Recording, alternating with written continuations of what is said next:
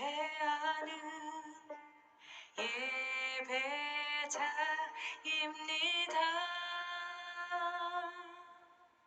내가 서 있는 곳 어디서나 하나님을 예배합니다.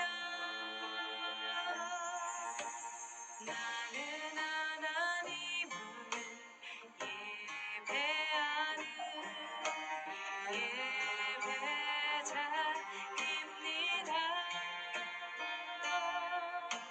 내가 서 있는 곳 어디서나 하나님을 예배합니다. 내 영혼 거룩한 은혜를 향하여 내 마음 완전한 하나님 향하여 이곳에서 바로 이 시간 하나님을 예배합니다.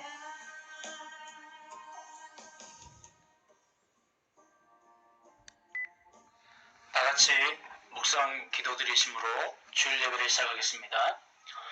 예수께서 대답하여 가라사대 이 물을 먹는 자마다 다시 목마르리니와 내가 주는 물을 먹는 자는 영원히 목마르지 아니하리니 나의 주는 물은 그 속에서 영생하도록 솟아나는 샘물이 되리라.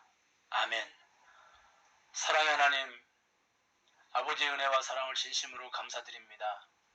오늘 또 저희들을 불러주셔서 이 시간 주님께 진실한 마음으로 정성스러운 예배를 드리고자 합니다. 거룩한 주의 날 주님의 복과 새로운 힘을 주옵소서. 주님을 경배하며 찬양함으로써 하나님께만 영광과 찬송을 돌리게 하여 주시옵소서. 우리로 하여금 무한한 능력과 기쁨을 이 시간 얻게 하여 주시옵소서.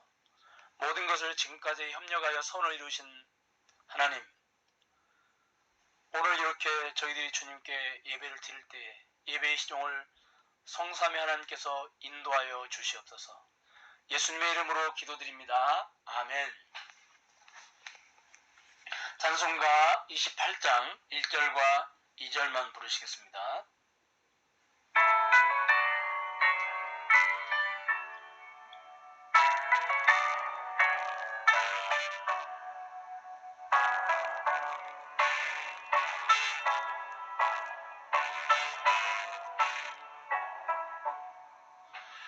고개 근원 강림하사 찬송하게 하소서. 한량없이 사비하신 정량할 길 없도다. 선사들의 찬송가를 내게 가르치소서. 구속하신 그 사랑을 항상 찬송합니다. 주의 크신 도움받아 이때까지 왔으니 이와 같이 전국에도 이르기를 바라네. 하나님의 품을 떠나 죄에 빠진 우리를 예수 구원하시려고 보혈 흘려주셨네. 아멘.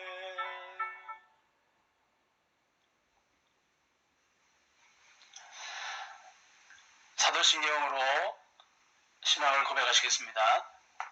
전능하사 천지를 만드신 하나님 아버지를 내가 믿사오며 그의 아들 우리 주 예수 그리스도를 믿사오니 이는 성령으로 잉태하사 동정녀 마리아에게 나시고 본디오 빌라도에게 고난을 받으사 십자가에 못 박혀 죽으시고 장사한 지 사흘 만에 죽은 자 가운데서 다시 살아나시며 하늘에 오르사 전능하신 하나님 우편에 앉아 계시다가 저리로서 산자와 죽은 자를 심판하러 오시리라.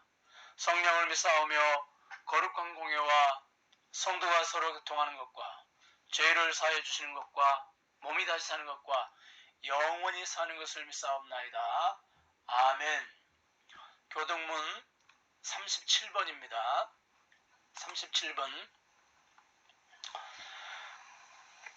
지존자의 은밀한 곳에 거주하며 전능자의 그늘 아래에 사는 자여, 나는 여호와를 향하여 말하기를 그는 나의 피난처요 나의 요새요 내가 의뢰하는 하나님이라 하리니, 이는 그가 너를 새 사냥꾼의 올무에서와 심한 전염병에서 건지실 것이미로다. 그가 너를 그의 깃으로 덮으시리니 내가 그의 날개 아래에 피하리로다.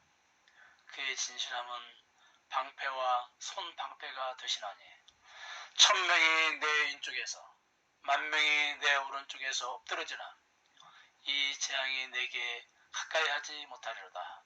그가 너를 위하여 그의 천사들을 명하사 내 모든 길에서 너를 지키게 하심이라. 하나님이 이르시되 그가 나를 사랑한즉 내가 그를 건지리라. 그가 내 이름을 안즉 내가 그를 높이리라. 아멘. 찬송가 455장입니다.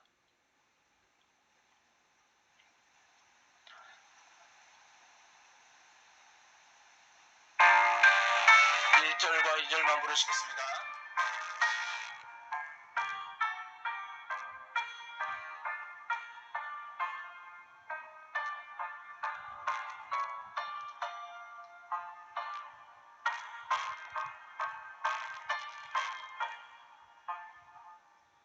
주님의 마음을 본받으사 그 맘의 평강이 찾아오는 험악한 세상을 이기리니 하늘로부터 임함이로다. 주님의 마음 몸마다 살면서 그 거룩하신 나도 이루리. 주 모습 내 눈에 안 보이며 금성 내 귀에 안 들려도 내 영혼 날마다 주를 만나 신령한 말씀 늘 배우도다. 주님의 마음 나가 살면서 그 거룩하신 나도 이루리.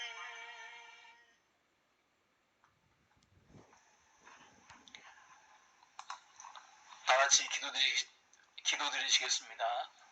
사랑과 은혜가 풍성하신 하나님, 오늘도 주 앞에 나와 저희들이 주님을 찬양하며 예배드리게 하심을 감사를 드립니다.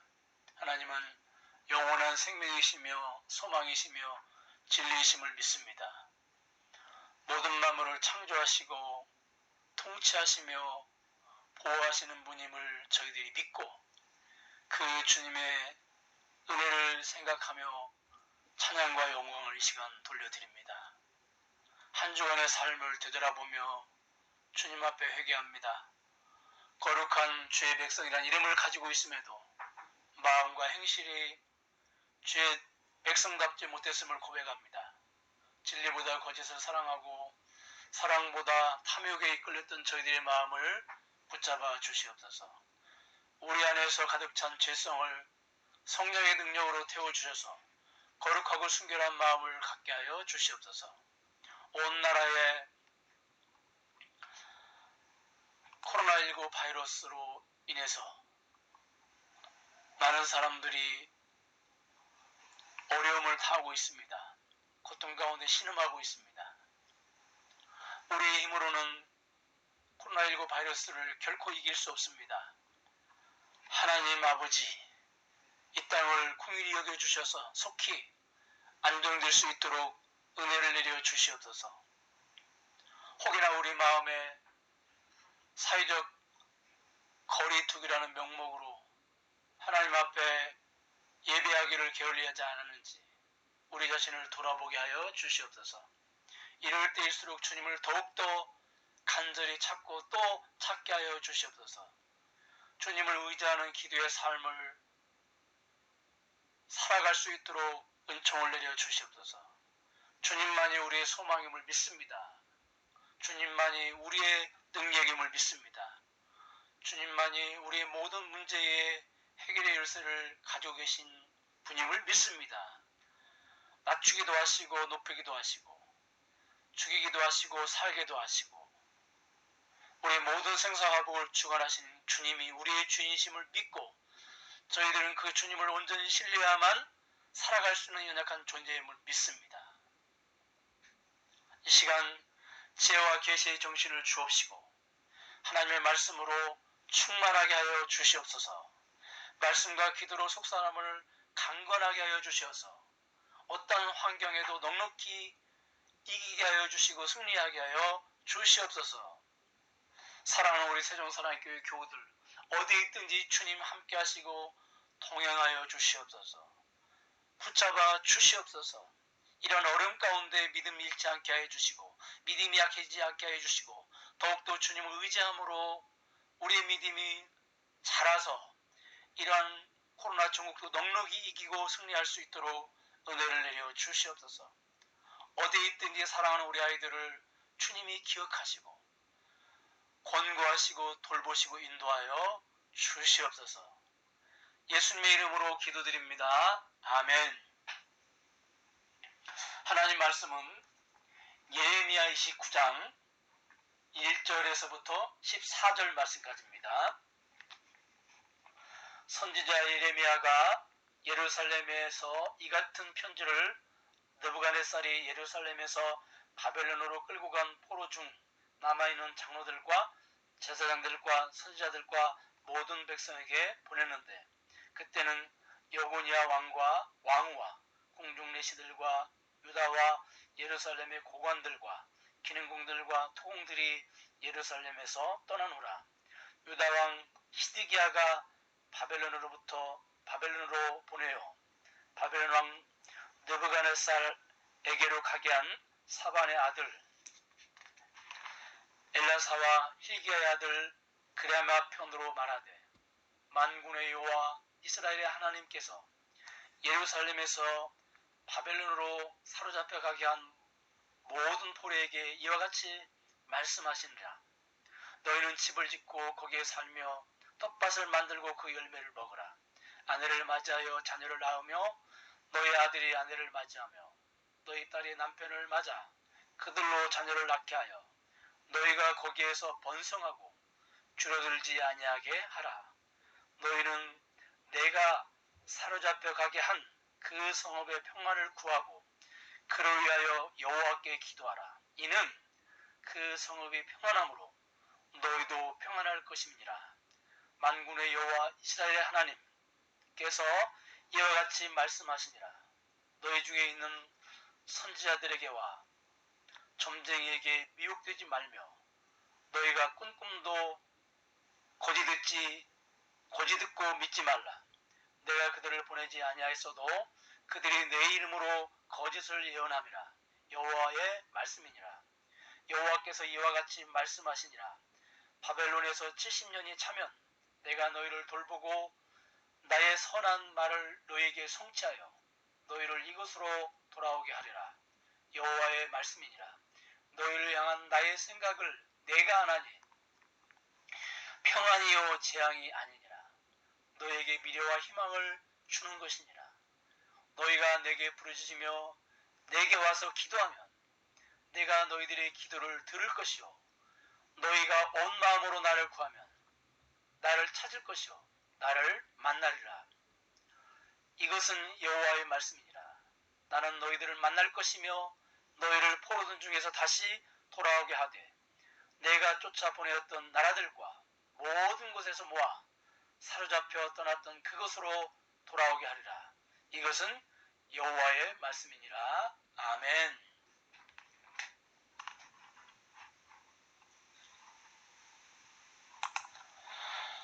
우리가 보고 읽고 듣는 성경 말씀은 하나님이 우리에게 보내신 편지입니다. 하나님의 편지는 오래전 완성이 되었지만 우리가 그 편지들을 읽으면 하나님께서 오늘 우리에게 처음으로 편지를 보내신 것처럼 성령께서 새로운 깨달음과 감동을 주십니다. 오늘 본문은 하나님께서 바벨론 포로로 끌려간 주의 백성들에게 예레미야를 통하여 보내신 편지입니다. 우리가 이 편지의 내용을 들여다보면 예레미야 시대의 포로들에게 보낸 편지가 아니라 마치 코로나19 시대를 보내는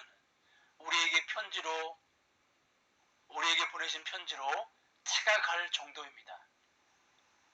예레미야 29장은 바벨론 왕 느부갓네살이 유다와 예루살렘을 침공해서 약 1만 명을 포로로 잡아가서 바벨론에 살게 했는데 이들에게 예레미야가 보낸 격려 편지입니다.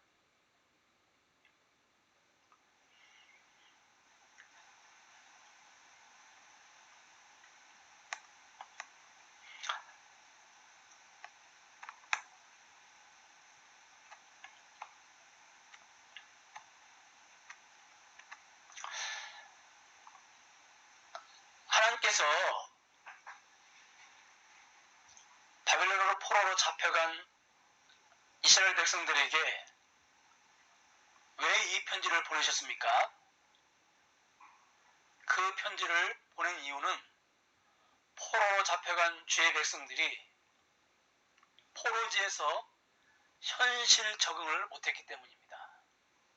포로로 잡혀간 주의 백성들의 대부분은 엘리트들이나 지도층 자제였습니다. 그런데 볼모로 잡혀간 그들이 거기에서 노예 사례를 하니 얼마나 적응하기 어려웠겠습니까? 그들은 앞으로 언제까지 포로 생활을 해야 할지 막막했기 때문에 극도의 절망감에 빠질 수밖에 없었고 이러한 절망감이 그들이 현실에 적응하는 것을 방해했습니다. 또 한편으로는 거짓 선지자들이 2년만 고생하면 돌아간다는 거짓 예언을 퍼뜨려서 이제 2년 후면 돌아간다는 생각이 그들로 하여금 현실에 적응하지 못하게 했습니다. 한때 예수님 곧 재림하신다는 잘못된 지름신앙이 현실 적응을 못하게 한 것과 같습니다. 그래서 하나님께서 예레미야를 통해 유다 포로들에게 이 편지를 쓰게 하신 겁니다. 하나님은 이 편지를 통해 극도의 비관주의도 그리고 2년 후면 돌아간다는 낙관주의도 경계하십니다. 하나님께서는 편지를 통해서 그들에게 몇 가지 당부를 하십니다. 앞으로 거짓 선자들의 말에 휘둘리지 말고 하나님께서 가르쳐 주신 대로 살라는 것입니다. 첫째, 주의 백성들이 바벨론 땅에서 착실히 적응하며 살라고 편지를 통해서 하나님은 말씀하십니다. 5절과 6절 말씀을 우리가 다시 읽어보면 너희는 집을 짓고 거기에 살며 텃밭을 만들고 그 열매를 먹으라.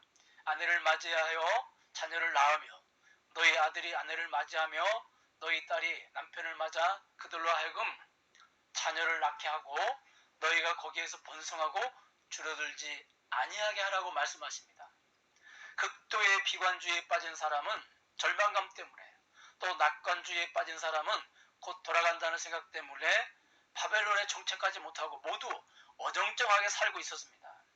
그런데 하나님께서는 앞으로 주의 백성들이 바벨론에서 70년 동안 오래 살아야 되니까 거기서 집도 짓고 텃밭도 가꾸고 결혼도 해서 그 사이에 정착하라고 말씀하십니다. 그래서 주의 백성들이 번성하여 줄어들지 않게 하라고 말씀하십니다. 주의 백성들이 이방나라 애굽에서 더욱더 번성하여 그 숫자가 많아진 것처럼 바벨론에 잘 정착하여 주의 백성들의 숫자가 줄어들지 않게 해달라고 주님은 그들에게 부탁하십니다. 여러분, 오늘 우리에게도 마찬가지입니다. 우리가 돌아가야 할 영원한 나라는 따로 있습니다. 그러므로 우리가 사는 이 세상에서 우리가 마냥 살 수 있는 것도 아닙니다. 그렇다고 이 세상을 곧 떠나는 것도 아닙니다.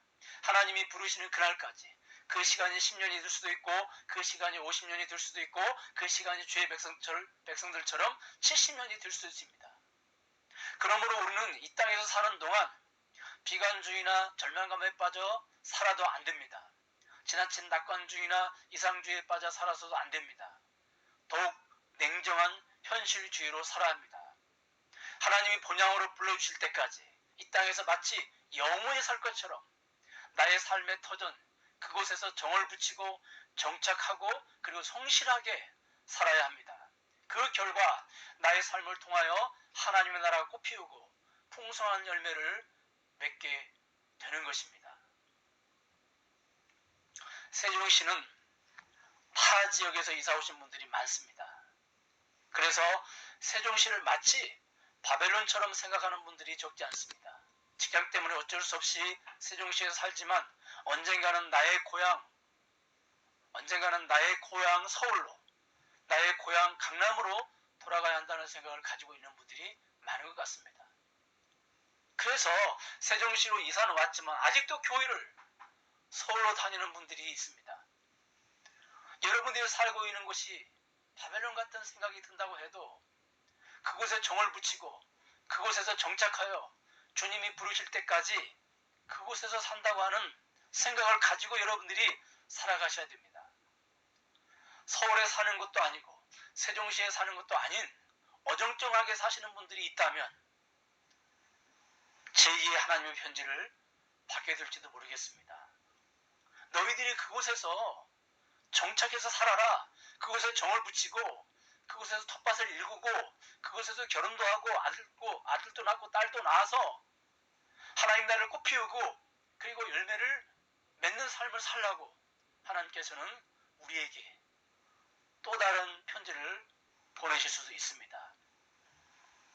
두 번째 하나님께서 부탁하신 편지의 내용은 포로로 사로잡혀간 바벨론 나라를 위해서 기도하라고 말씀하십니다. 7절 말씀에 보면 너희는 내가 사로잡혀 가게 한 그 성읍의 평안을 구하고 그를 위하여 여호와께 기도하라. 이는 그 성읍이 평안함으로 너희도 평안할 것임이니라고 말씀하십니다. 하나님께서는 주의 백성들을 포로로 사로잡아간 나라를 위해서 기도하라고 말씀하십니다. 주의 백성들을 포로로 사로잡아간 나라가 어떤 나라입니까? 생각만 해도 이가 갈리는 원수의 나라입니다. 그런데 더 충격적인 것은 하나님께서 그 원수의 나라를 위해서 기도하라고 말씀하십니다. 그것도 그 원수의 나라의 평안, 그 원수의 나라가 잘 되기를 위해서 기도하라고 하십니다. 여러분, 왜 원수의 나라를 위해서 기도해야 합니까? 그 성읍이 평안함으로 이스라엘 백성들도 평안할 것이기 때문입니다. 그런 의미에서 우리는 북한을 위해서도 기도해야 합니다. 북한이 평안해야 전쟁을 일으키지 않을 것이고 그래야 우리도 평안할 것입니다.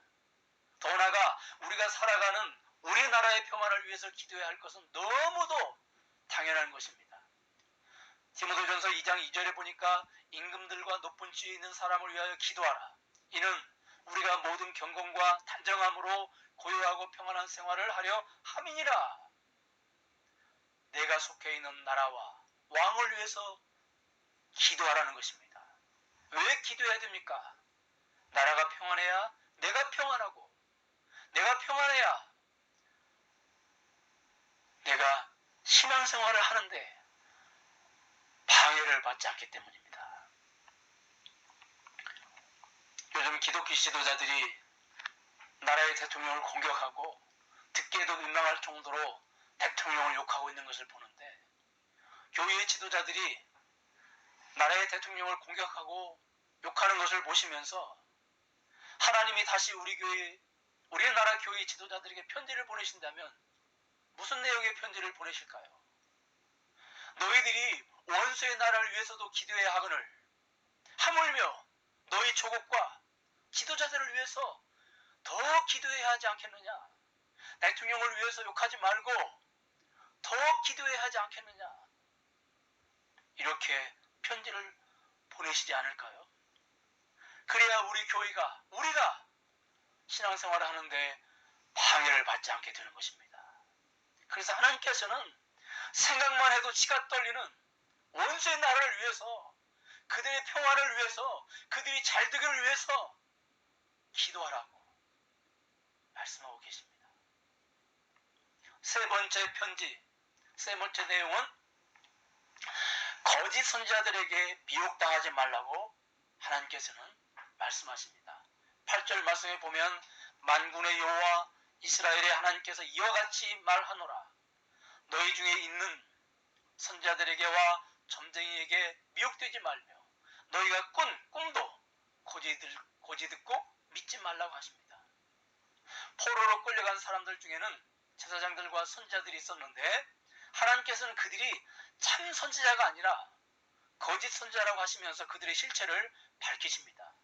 왜냐하면 9절 말씀해 보니까 하나님께서 그들을 보내지 아니하셨다고 말씀하십니다. 하나님께서 그들을 보내지 아니하셨는데 그들은 하나님의 이름으로 거짓을 예언하고 있습니다. 그러므로 하나님께서는 그들이 참 선지자가 아니고 거짓 선지자이기 때문에 그들의 미혹을 조심하라고, 그들에게 유혹받지 말라고 지금 편지를 보내신 겁니다. 그런데 놀랍게도 거짓 선지자 중에는 거짓 선지자만 있는 것이 아니라 놀랍게도 나도 거짓 선지자가 될 수 있다고 하는 사실입니다. 여러분, 어떻게 내가 거짓 선지자가 될 수 있나요?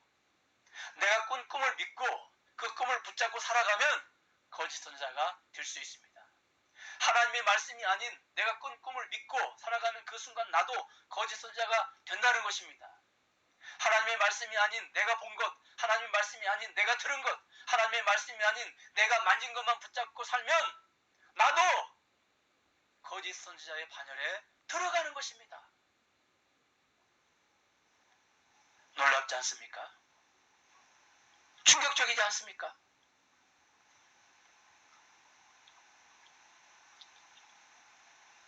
주님께서 거짓 선지자들의 미혹에 주의하라고 하셨는데 이 미혹이라는 말은 아름다운 유혹이라는 뜻입니다. 그들의 유혹은 아주 매력적이어서 많은 백성들이 유혹을 당했습니다. 그렇다면 그들의 미혹에는 어떤 매력이 있습니까? 그들의 미혹은 백성들의 당장 가려운 것을 시원하게 긁어주고 백성들의 귀를 참으로 즐겁게 하는 내용이었습니다.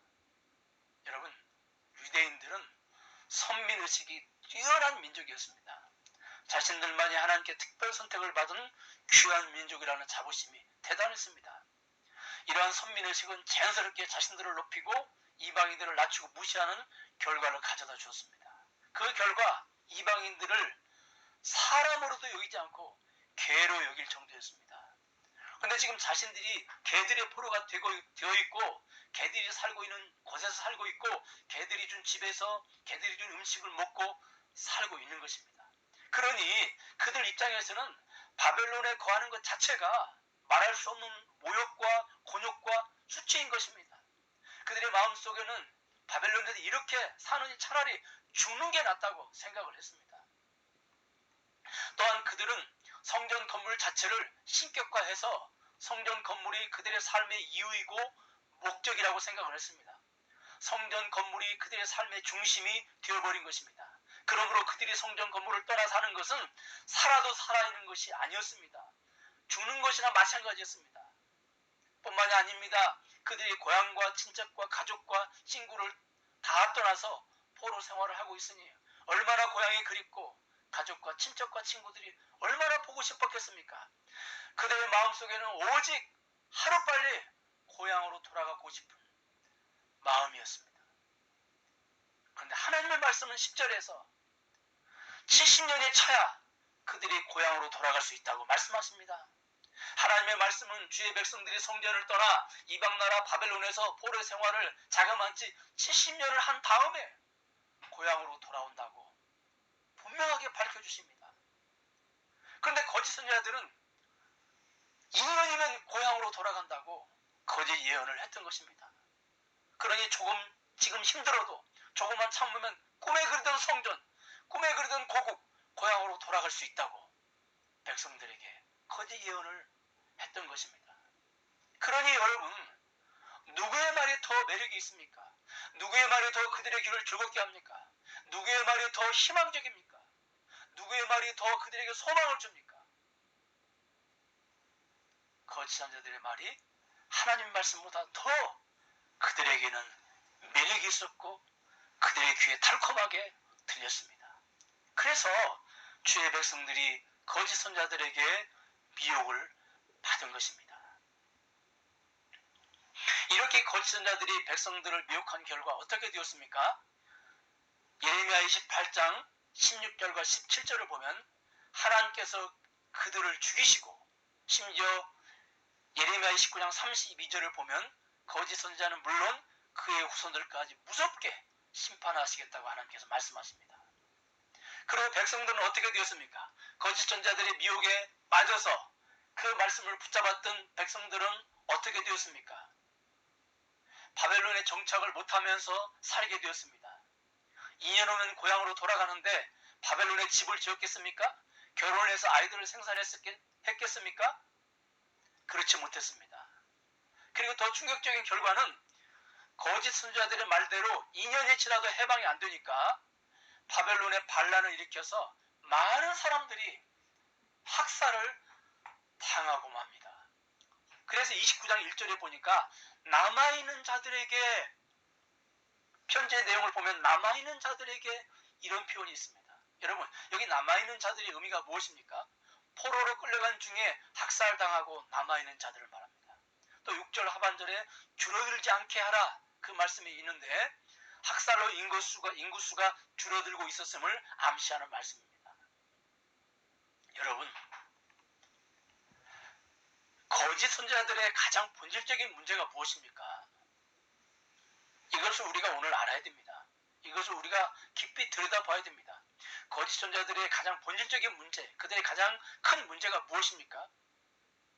하나님께서는 하나님의 나라를 경영해 가실 때 절대적인 주권을 가지고 경영해 나가십니다. 4절 말씀에 보니까 만군의 여호와, 이 만군의 여호와라는 말씀은 모든 군대의 사령관, 모든 왕 중에 왕이시라는 뜻입니다.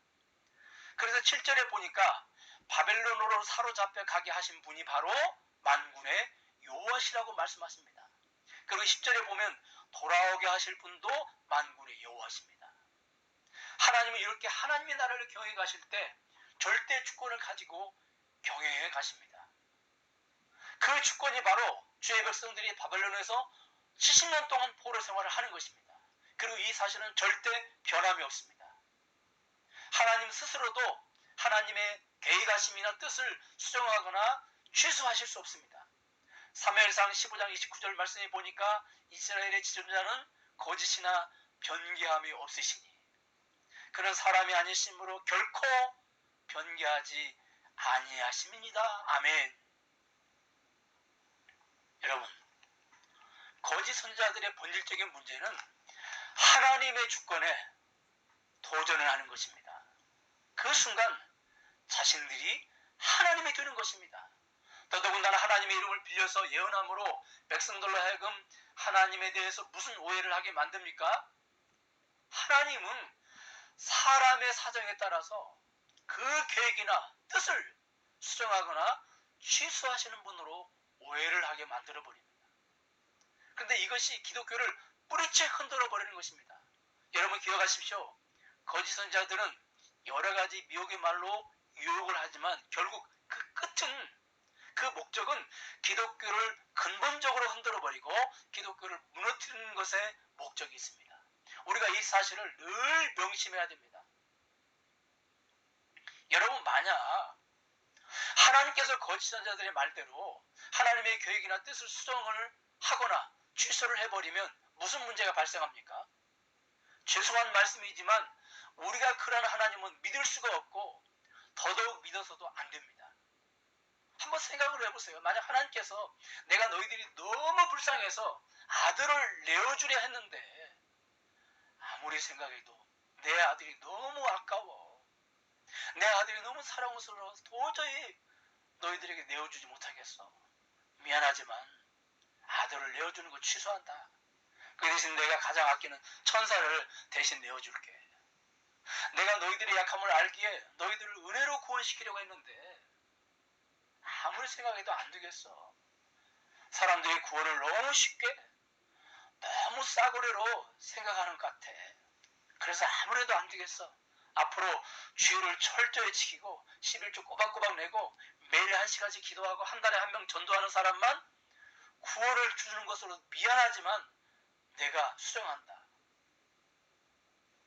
여러분, 만약에 하나님이 이런 분이시라면 우리가 이런 하나님을 어떻게 믿을 수가 있겠습니까? 우리의 구원 문제가 얼마나 확신이 없을 것이고 얼마나 불안하겠습니까? 천국 가봐야 구원 받았는지 안 받았는지 알 수 있다고 하지 않겠습니까? 이처럼 거짓 선지자들은 백성들로 하여금 하나님을 오해하게 만들어버립니다. 그래서 기독교를 뿌리째 흔들어버리고 기독교를 무너뜨려버립니다. 이렇게 바벨론으로 끌려간 주의 백성들이 거짓 선지자들의 미혹의 말에 바벨론에 정착을 하지 못하고 반란을 일으켜 목숨을 잃어버리는 참담한 사태가 발생하는 모습을 보고 하나님께서는 바벨론의 포로로 끌려간 백성들에게 예레미야를 통하여 급하게 편지를 보내십니다. 그런데 그 편지의 내용을 보면 주의 백성들을 향한 하나님의 너무도 안타깝고 절박한 마음, 그리고 너무도 사랑하시는 마음이 풍성하게 담겨 있습니다. 여러분, 그 하나님의 마음이 11절을 보면 얼마나 풍성한지 우리가 발견할 수가 있습니다. 우리가 11절 말씀을 보면 너희들을 향한 내 마음은 재앙을 주려는 것이 아니고 오히려 평안과 미래와 희망을 주려는 것이다. 너희를 향한 내 마음은 너희들에게 재앙을 주려는 것이 아니고 오히려 평안을 주고 희망을 주고 미래를 약속하려는 것이야. 이게 하나님의 주의 백성을 향한 마음이었습니다. 여러분, 하나님께 주의 백성들은 하나님의 아내들입니다. 하나님께 주의 백성들은 하나님의 자녀들입니다. 여러분, 어떤 남편이 아내에게 재앙을 내립니까? 어떤 아버지가 아들에게 재앙을 내립니까? 그들은 거짓 선자들에 의해서 하나님께서 자신들에게 재앙을 내린다고 오해를 했지만 하나님께서는 그들에게 평안과 미래와 희망을 주시려고 한다는 것입니다. 한마디로 주의 백성들에게 바벨론 포로 생활은 거짓 선자들의 말처럼 재앙에서 빨리 벗어나야 하는 것이 아니라 오히려 평안이고 미래고 희망이었다고 하는 사실입니다. 여러분, 어떻게 해서 바벨론의 삶이 평안이고 희망이고 미래입니까? 그들의 삶이 비록 노예의 삶이었지만 그들에게 자치권도 주어졌고요. 거의 바벨론 시민들과 같은 삶의 질도 보장이 되어 있었습니다. 그 일을 누가 하셨습니까? 만군의 여호와 하나님이 하셨습니다. 주의 백성들에게 바벨론의 경제, 문화, 자유 등의 혜택이 주어지므로 비록 그들이 포로 생활을 하고 있었지만 평안하고 안락한 삶을 살 수 있도록 하나님께서 하신 것입니다. 하지만 여러분 기억하십시오.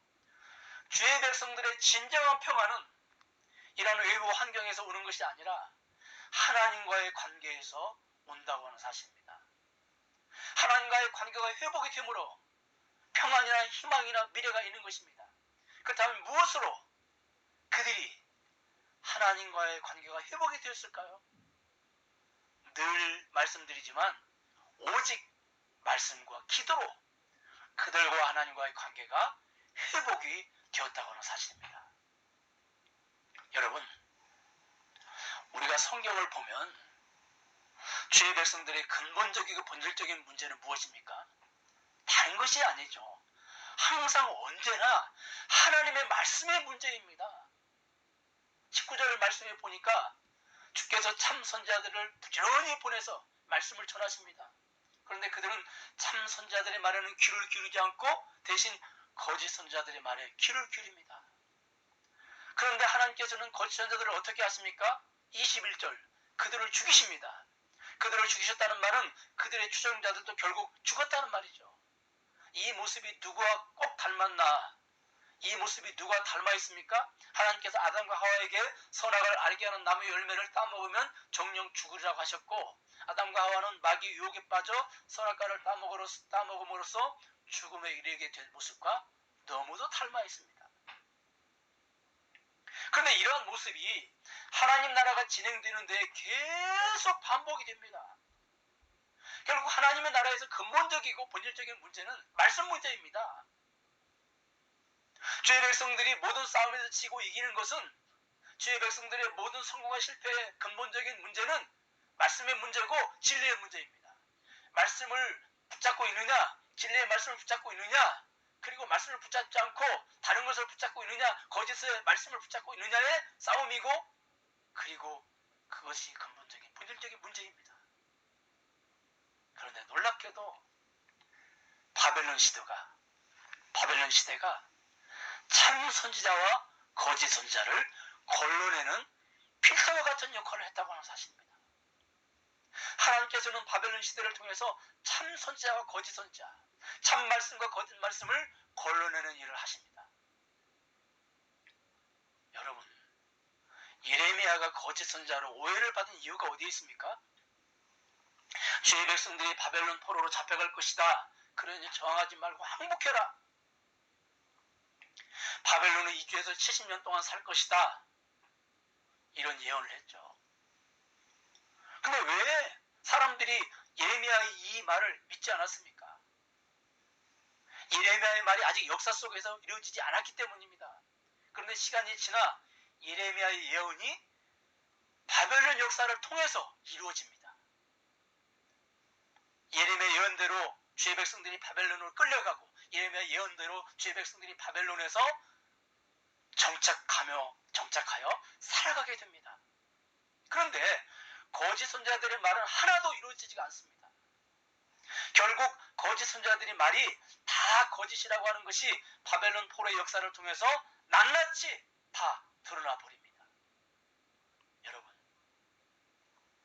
이처럼 바벨론 시대는 거짓 말씀과 참 말씀을 구분해내는 역할을 했습니다. 그 결과 하나님의 말씀이 말씀되어지는 역사가 일어났습니다. 우리가 오늘 가진 구약 성경, 이 구절의 말씀이 이 기간에 정리되고 편집되고 가르쳐졌다고 하는 사실입니다. 이런 기간을 누가 만드셨습니까? 하나님께서 만드셨습니다. 여러분, 바울이 목회를 할 때 이단 사상이라는 무서운 전염병이 바울이 세운 온 교회를 공격합니다. 하나님의 교회가 이단 사상에 전염되어 심각한 몸살을 앓고 있을 때 하나님께서는 바울을 통하여 바울서신이라는 백신을 만드십니다. 그런데 그 장소가 어디입니까? 바로 옥입니다. 왜 그렇습니까? 옥이야말로 백신을 만들기에 최적의 장소입니다. 그렇습니다. 지금 바벨론이야말로 주의 백성들이 거짓 선자들의 무서운 전염병을 이길 수 있는 백신을 만드는 옥과 같은 곳입니다. 하나님은 바벨론이라고 하는 옥을 통하여 백신을 만들고 계신 것입니다. 그리고 말씀만 회복된 것이 아니라 기도다운 기도도 회복이 됩니다. 13절 말씀에 보니까 그들이 온 마음으로 기도하는데, 그들이 기도하는 목적이 하나님을 만나는 것입니다. 여러분, 바벨론처럼 기도가 순수해질 수 있는 장소가 없습니다. 그들의 1차 기도 제목은 포로에서 해방되는 것이고, 또 이러한 기도 제목은 때가 되어야만 이루어지는 것이죠. 또한 바벨론에서 그들이 가지고 있는 물질적인 것들은 사실은 그들의 소유물이 아니죠. 다 빌려 쓰고 있는 것입니다. 빌려 쓰고 있다가 때가 되면 원주민들에게 돌려주고 그들은 떠나야 하는 것이죠. 그러니 그들이 바벨론에 있는 동안 해방을 위해서 기도할 필요가 있었겠습니까? 아니면 물질적인 것을 위해서 기도할 필요성이 있었겠습니까? 없는 것입니다. 그러므로 그들의 기도의 이유, 목적은 오직 기도를 통해서 하나님을 만나는 것입니다. 하나님이 그들의 기도의 이유이고 하나님이 그들의 기도의 목적인 것입니다. 그들은 바벨론 포로 생활 동안에는 물질을 통해서 위로를 받을 수가 없습니다. 그리고 당장은 해방이라고 하는 그런 꿈을 꿀 수도 없고 당장은 해방이 되어서 그들의 위로를 얻을 수도 없습니다. 그들은 도무지 바벨론이라고 하는 환경 속에서는 그 무엇으로 그들이 포로가 되기 전에 위로를 받고 그들이 포로가 되기 전에 비전을 가지고 목적을 삼고 기도했던 기도 제목이 그들에게는 없게 되었던 것이고 그리고 그들은 그런 기도 제목으로 기도할 수도 없었습니다. 오직 그들의 위로, 그들의 소망, 그들의 목적은 하나님을 만나는 것이고 하나님께 기도하는 것이었습니다.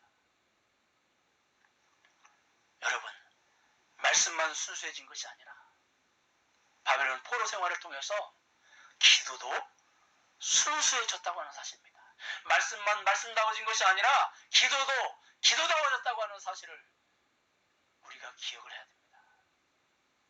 여러분, 바벨론 포로 생활을 통해서 말씀이 말씀되어지고 기도가 기도되어지는 역사가 일어나게 된 것입니다. 하나님께서는 그들의 영성이 다시 회복되도록 준비한 최적의 장소로 다른 곳이 아니라 바벨론을 선택하신 것입니다. 이처럼 바벨론은 그들의 영성 회복에 있어서 없어서는 안 될 중요한 장소였고 시간이었던 것입니다. 그 결과 하나님과의 관계가 회복이 되므로 평안과 희망과 미래가 주어지게 된 것입니다. 더 나아가서 12절, 내게 와서 기도하면 내가 너희들의 기도를 들을 것이요. 13절, 나를 구하면 찾을 것이요.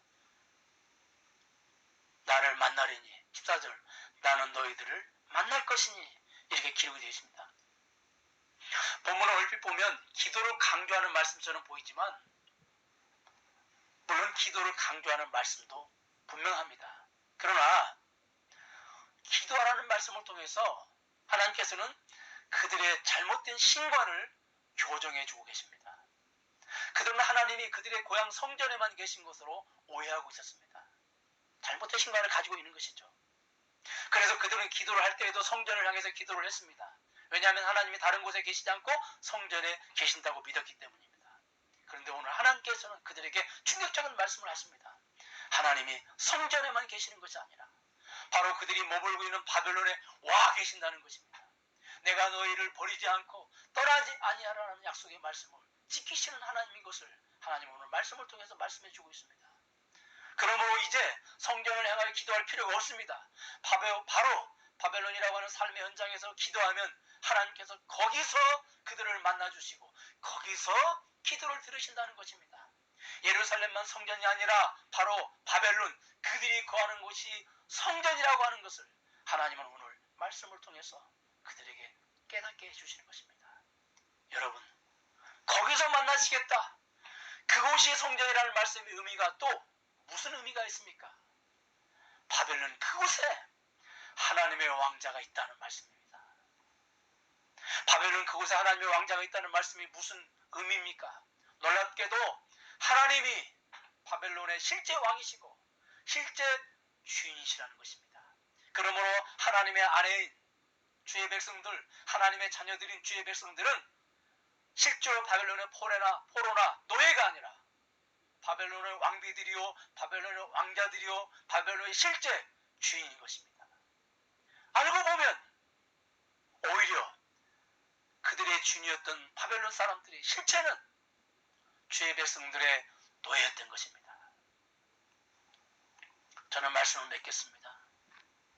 하나님께서는 마치 폐차 직전에 있는 자동차와 같은 이스라엘 백성들을 바벨론이라고 하는 자동차 정비소에 입고시키셔서 70년 동안 새 차처럼 완전 수리를 하시고 거기다 더해서 캠핑카로 튜닝까지 하셨습니다. 그 결과 그 차주인 이스라엘 백성들은 미래의 그 차를 타고 캠핑을 할 희망을 가지게 된 것입니다. 코로나 시대는 폐차 직전에 있는 한국교회와 여러분과 저를 바벨론이라고 하는 정비소에 입고시키셔서 멋지게 수리를 하시고 캠핑카로 튜닝하는 기간입니다. 그러므로 우리는 하나님의 이 마음을 알고 코로나 시대에도 평화를 누리고 미래의 희망을 꿈꾸며 살아가야 되겠습니다. 기도하겠습니다. 하나님, 코로나 시대의 우리의 삶의 모습은 바벨론 포로 생활을 하고 있는 이스라엘 백성들의 모습과 너무도 닮아 있습니다. 하나님, 코로나 시대는 폐차 직전에 있는 한국교회와 우리를 바벨론이라는 정비소에 입고시키셔서 멋지게 수리를 하시고 캠핑카로 튜닝하는 기간임을 믿고 이러한 시대에 평화를 누리고 미래의 희망을 꿈꾸며 살아야 하겠습니다. 오늘 우리가 하나님께 이런 어려움 중에도 물질을 드렸습니다. 하나님, 이 물질을 받으시고 우리가 필요한 것들을 공급하여 주시옵시고 특별히 우리에게 강건함 허락하여 주시고 물질의 어려움이 없도록 은혜를 베푸시고 자녀들을 뒷바라지 하는데 조금 더 부족함이 없도록 은총을 풍성하게 내려주시기를 간절히 소원하옵나이다. 지금은 우리 주 예수 그리스도의 은혜와 하나님의 극진하신 사랑과 성령님의 감화 교통하신 역사가 오늘 이렇게 함께 모여서 하나님 앞에 예배를 드린 세종사랑교회 교우들 머리 위에 직장 위에 사업 위에 그리고 간절히 눈물로 기도하고 있는 기도 제목에 지금으로부터 영원 무궁토록 함께 계실지어다. 아멘. 이 땅의 황무함을 보소서 하늘의 하나님 긍휼을 베푸시는 주여 우리의 죄악 용서하소서 이 땅 고쳐 주소서 이제 우리 모두